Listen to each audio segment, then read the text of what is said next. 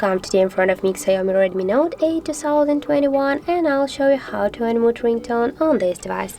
So first you should go to the settings application and then tap on the sounds and vibration section.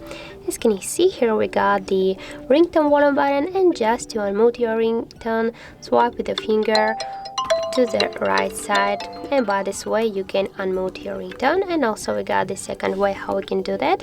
Here on the right side of your device you got the two volume buttons. Just tap on one from these volume buttons and go to the three dots icon, and just here swipe the finger to the up, and by this way you can unmute your ringtone.